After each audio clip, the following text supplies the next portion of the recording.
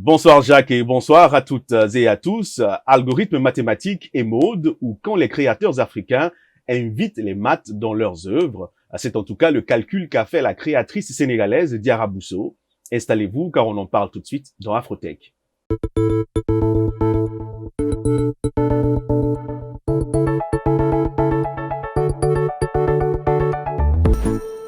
L'artiste multidisciplinaire et ancienne trader à Wall Street utilise des équations mathématiques et des algorithmes pour concevoir ses textiles. Dans son studio de la Silicon Valley à San Francisco, Diarra Bousso utilise des tracés de lignes et des courbes dans des formes qui sont ensuite peintes à la main en fonction d'une palette de couleurs choisie par elle-même.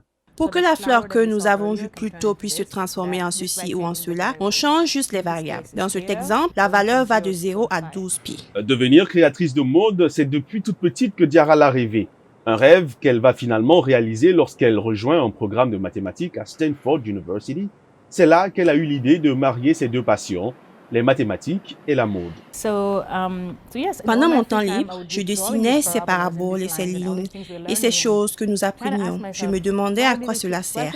Et ce faisant, des modèles apparaissaient, des graphiques, des griffonnages et tout. Je ne faisais que ça dans mon temps libre, dans le train ou en attendant quelqu'un au restaurant. Quand j'avais fini, le résultat était « wow », incroyable. Mais je ne pouvais pas le créer à nouveau parce que tout était fait à la main sur un morceau de papier. Et j'ai des centaines et des centaines de pages et de papiers comme ceci. Malgré son manque d'expérience dans l'industrie de la mode, Diarra lance sa ligne de mode en 2015. 4 ans plus tard, elle remporte la très convoitée bourse Designer in Residency au San Francisco Fashion Incubator, ce qui attise son intérêt tant sur le plan créatif que technique.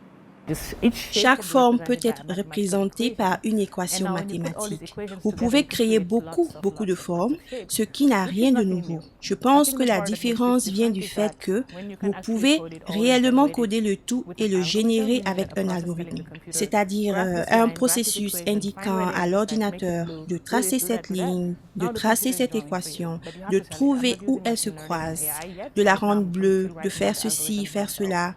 Maintenant, c'est l'ordinateur qui dessine pour vous.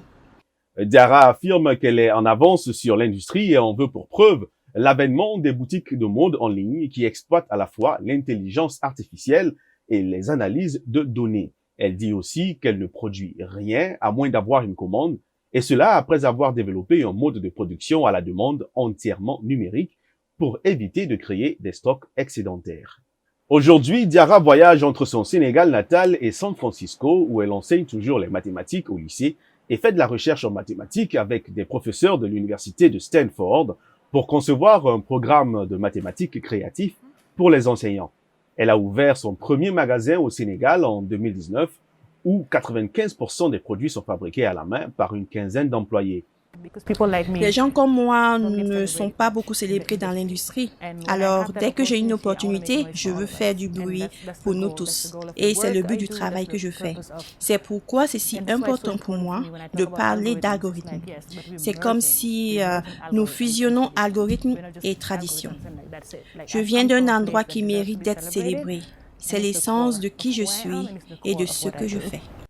Après avoir exploré le prêt-à-porter, les chaussures, les accessoires, Diarra continue de se construire. Sa marque Diarra Blue a récemment lancé sa première collection d'œuvres d'art pendant le confinement.